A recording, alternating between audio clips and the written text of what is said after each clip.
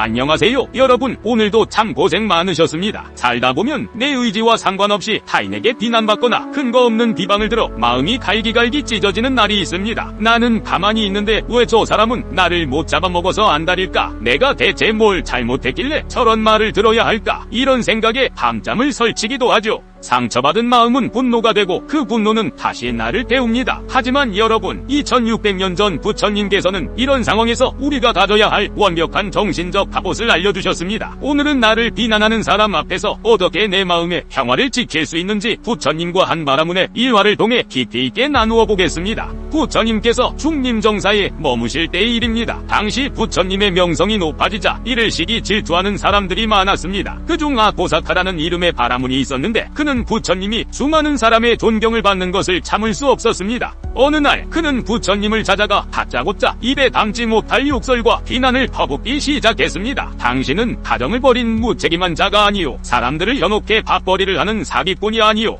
그는 한참 동안이나 소리를 지르며 부처님을 모욕했습니다. 주변에 있던 제자들은 얼굴이 불그락부르락해지며 당장이라도 달려나갈 기세였지요. 하지만 부처님은 그저 평온한 미소를 지으며 가만히 듣고만 계셨습니다. 욕설이 끝나고 바라문이 숨을 헐떡이자 부처님께서 조용히 물으셨습니다. 바라문이여, 그대에게 한 가지 묻겠소. 그대의 집에 가끔 손님이 찾아오는가? 바라문은 풍명스럽게 대답했습니다. 그렇소, 가끔 손님이 오지. 그럼 그대는 그 손님에게 정성껏 음식을 대접하는가? 당연히 음식을 대접하오. 그게 예의니까. 부처님께서 다시 물으셨습니다. 그런데 만약 그 손님이 그대가 내놓은 음식을 먹지 않고 그대로 두고 떠난다면 그 음식은 누구의 것이 되겠는가? 바라문은 당연하다는 듯 말했습니다. 그야 먹지 않았으니 원래 주인인 나의 것이 되겠지. 이때 부처님께서 빙그레 웃으며 말씀하셨습니다. 바라문이여, 바로 그렇다네. 그대는 방금 나에게 수많은 욕설과 비난을 대접했소. 하지만 나는 그 대접을 받지 않았네. 그러니 그대가 나에게 준 그 욕설과 비난은 고스란히 그대의 것이 되었네. 바라문은 큰 충격을 받았습니다.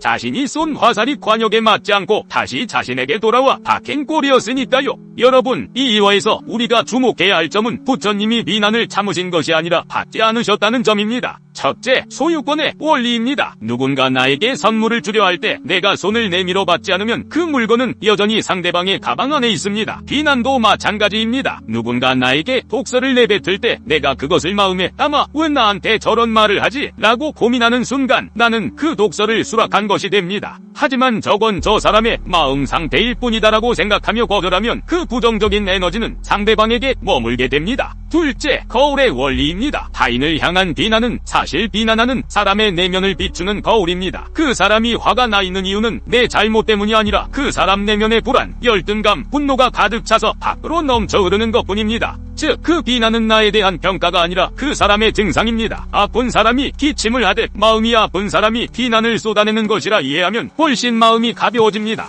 그렇다면 현실에서 우리는 어떻게 해야 할까요? 부처님처럼 미소 짓기가 쉽지는 않죠. 그래서 우리는 단계별 연습이 필요합니다. 상대방이 비난할 때 즉각적으로 대응하지 마세요. 어떻게 나한테 그럴 수 있어? 라고 반응하는 순간 감정에 덫에 걸립니다. 속으로 음식이 배달 왔구나. 하지만 나는 받지 않겠다라고 주문을 외우세요. 3초만 호흡하며 거리를 두는 연습을 하십시오. 상대방을 관찰하세요. 저 사람이 지금 마음이 많이 괴롭구나. 분노라는 독을 스스로 마시고 있구나라고 객관적으로 바라보는 것입니다. 화를 내는 상대방을 가여워하는 마음을 아주 조금만 가져보세요. 그 순간 비난의 화살은 힘을 잃고 바닥에 떨어집니다. 그 비난이 나에게 해당되는 말인지 냉정히 따져보세요. 만약 고쳐야 할 점이 있다면 조언으로 삼고 전혀 근거 없는 비난이라면 내 것이 아니다라고 명확히 선을 그으세요. 마음속으로 그건 당신 것입니다. 가져가세요라고 말하며 돌려주는 상상을 하는 것도 도움이 됩니다. 여러분, 세상 모든 사람에게 사랑받을 수는 없습니다. 부처님조차도 비난을 받으셨는데 우리 같은 평범한 사람들이 어찌 비난에서 자유로울 수 있겠습니까? 중요한 것은 타인의 입에서 나오는 말이 아니라 내 마음을 지키는 의지입니다. 누군가 나를 진흙탕으로 끌어들이려 할 때 같이 발을 담그지 마세요. 여러분은 그저 맑은 연못 위의 연꽃처럼 그 자리에 계시면 됩니다. 오늘 누군가의 말에 상처받아 마음이 무겁다면 부처님의 이 말씀을 기억하세요. 나를 비난하는 것은 그 사람의 자유지만 상처받는 것은 나의 선택이다. 여러분은 상처받지 않을 권리가 있습니다. 오늘 밤은 당신을 괴롭혔던 그 비난의 보따리를 원래 주인에게 돌려주고 평온한 잠자리에 드시길 바랍니다. 오늘 말씀이 여러분의 마음에 작은 등불이 되었다면 구독과 좋아요로 함께 마음을 나눠주세요. 여러분의 평온한 일상을 위해 함께 기도하겠습니다. 성불하십시오.